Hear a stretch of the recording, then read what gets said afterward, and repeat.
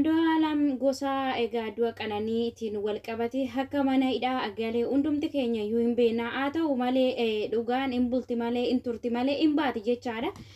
Akkuma dhugaa mucaa kanaa bahee gara mana hidhaati gadhiifame dhugaan qananiis dhiigi micayyoo kana akka bahu hundumti keessan iyyuu rabbiin kadhadhaa isiniin jedha. Ashamaa akkam jirtu hordoftoonni seenaatu nagaa waaqayyoo isiniif haa baay'atu. Akkami saati kana geessanii an obboleettiin keessan nagaa kooti isinis akka nagaa keessan taatan abdii guddaan qaba.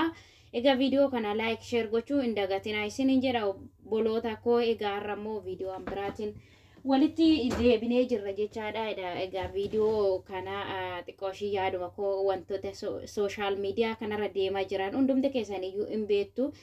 Inni hundumtiyyuu yaada mataasaa ibsachaa jira jechaadha. Anas immoo wanta xiqqooshii gaaffii natti ta'ee tanan ibsachuudhaaf gara keessan kana dhufee isiniin jedha. Egaa fi amma dhumaatti nafaana ituraa isiniin jedha obboloota koo. Egaa kaleessa Andu'aalam artistiin keenya Andu'aalam kanaan dura akka mana hidhaa ture hundumti keenya iyyuu hin beekna jechaadha. Hundumti keenya iyyuu sooshaal miidiyaa kanarratti akkuma beekamtii keenyatti waanuma yaada sammuu keenya keessa qabnu dubbachaa turre jechaadha. Haa ta'u malee garuu akka nuti jenne yookiis akka nuti saamne hin ta'u jechaadha. Gaafan kana isiniin jedhu egaa har'a mana hidhaati baheera ture. Namoonni baay'ee yaada garaagaraa dhiyeessaa jiru jechaadha.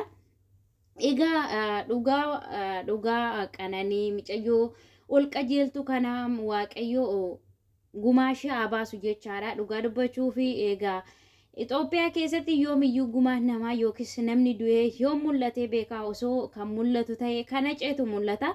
Ammas immoo abdii hin kunnu yoo dhuguma waaqayyoo faraduu waaqayyoo gumaa mica'uu kanaa haa baasu isiniin jedha obboloota koo. Har'a garuu wantoota garaagaraa sooshaal miidiyaatti akkamitti bahee wantoonni jedhamus sooshaal miidiyaarra deddeemaa jira.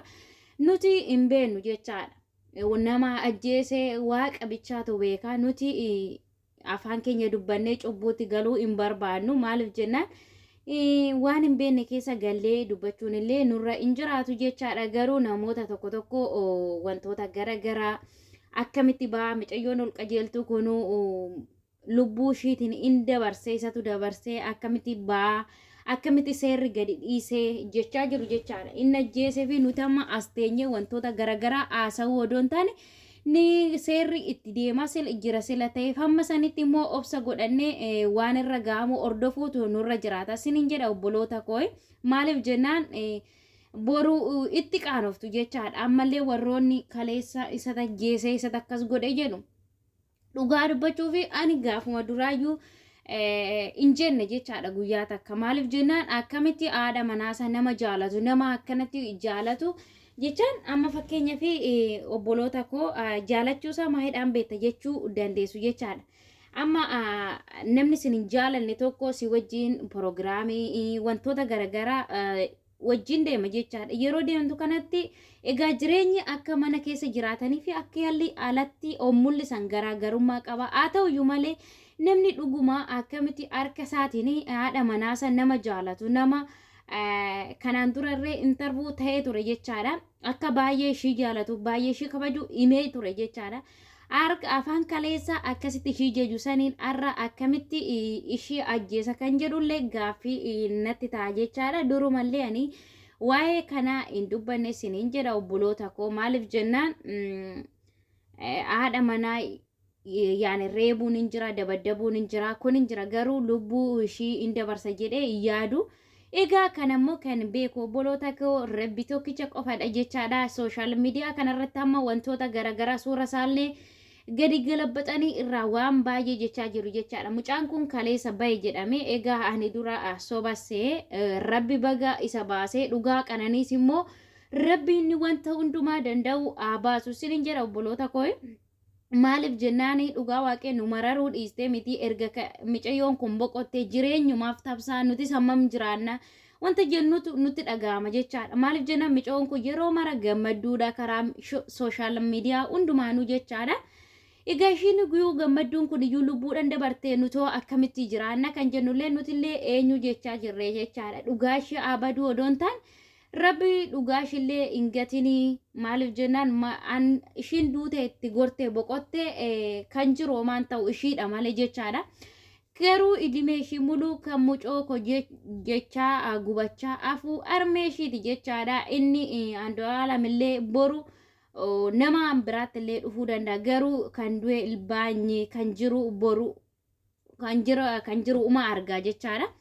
Egaa obboloota koo wanta kamiyyuu jechaadha amma wanta tokko irra geessanitti wanta fakkeessine wanta hin taane nu deessinaayi. Ishiinuu mucayyoon ol qajeeltu kunuun duute akkamitti mana hidhaati baa jettanii wantoota baay'ee jechaa jirtu jechaadha. Haa ta'uyyuu malee har'a ganama erga mana hidhaati bahee har'a ganama iddoo awwaalcha ishii dhaqee kunoo akkuma suura irratti argitan kana miira gaddaatiin jechaadha. Dhugaa waaqayyoo jechaadha baay'ee laphee na cabe jechaadha. Suura kana sooshaal miidiyaa irratti argee hedduudhuma tokkoon gadde. Egaa nama jaalatan dhabuun in ulfaata. Isa alaala beektan caalaa nama jaalatan dhabuun baay'ee ulfaata. Isa beekutti egaa waaqayyoo jajjabina isaaf waan akka kootti jechaadha. Homaa gochuuf hin dandeenyu carraadha ammanuma jiraatta jedheeni. Abbaa manaa ishiitiif immoo waaqayyo jajjabina haa kennu. Maatii hundaafiyyuu wanti nuti jennu tokko hin jiru. Garuu warroonni sooshaal miidiyaa obsa qabaadha isiniin jedha. Ammallee mucaa irratti kaa'aa jiru jechaadha. Inni ajjeesuu baate nuti wanti nuti beenu tokkollee hin jiru. Maaliif jennaan nuti bira tokko hin jirru. Nuti waaqa miti. Nuti raajii kamni arginaa miti. Waanuma argine odeessuun nurra hin jiraatu isiniin jedha.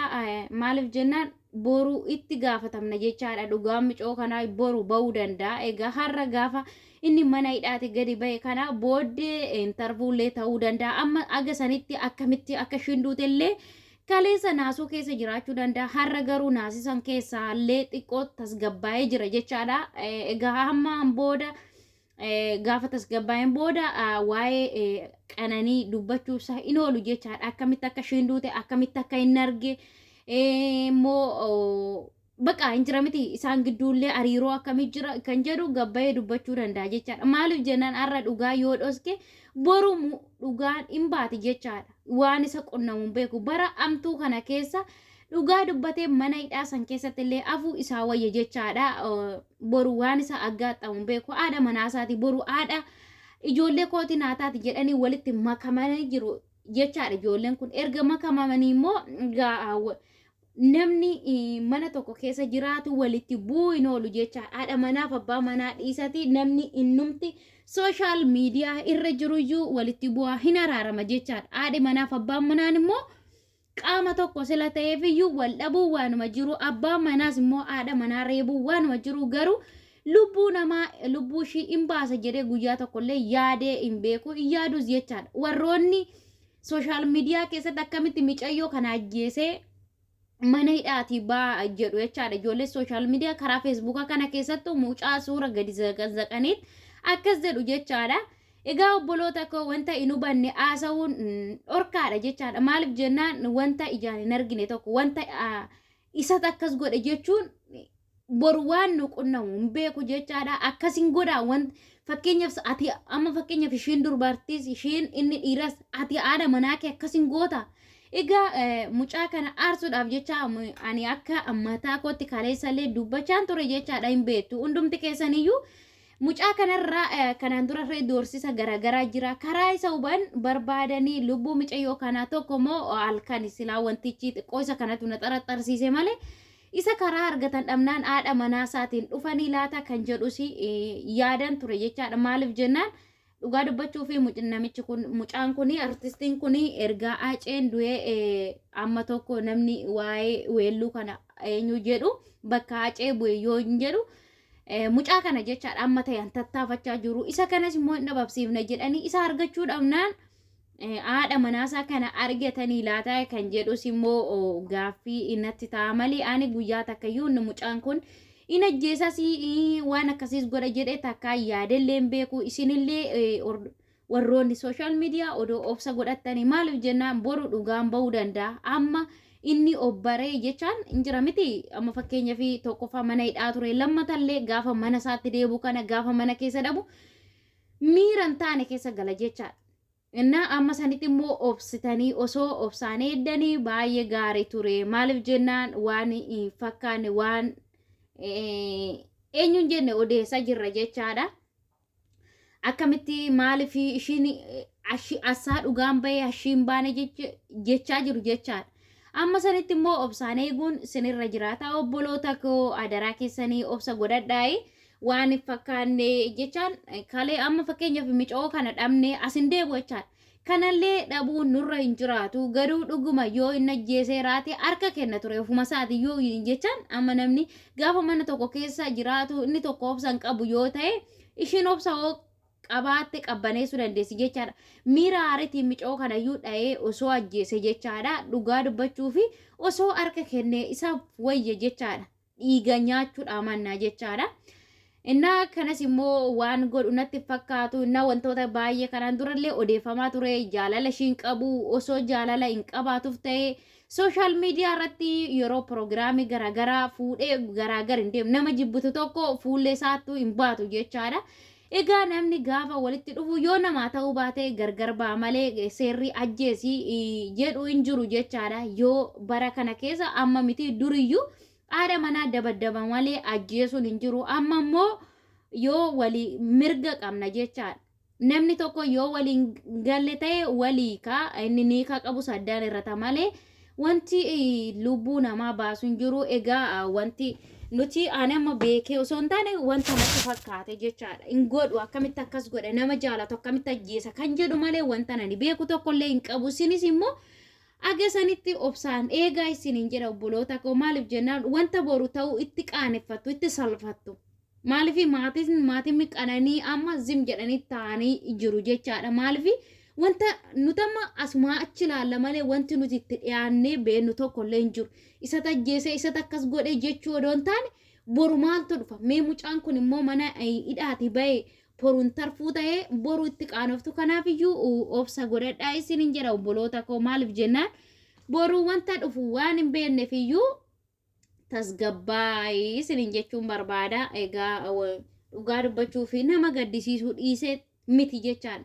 Micayyoo jiitu kana micayyoo homaa nagarre kana dhabuun keenya gadda onnee nama cabsu. Egaa immoo kun ta'e immoo egaa namni kunis keessa erga hin jiraanne ta'e innaa maaltu ajjeesee gaaffii baay'eetu jira jechaadha. Gaaffii san immoo ganaa gaafatamuu danda'a erga mana hidhaati bahe. Aga sanitti immoo obsaan eeguu sinirra jiraata osoo gaaffii garaagaraa jechaadha. Yaada garaagaraa wantoota baay'eetu odeeffamaa jira jechaadha. Egaa obsa godhadhaa isiniin jedha obboloota koo. Egaa dhugaa waaqayyoo dhugaa micoo kana haa baasu. Nu wanti nuti jennu hin jiru boru waan mana keenya seenu hin beeku jechaadha.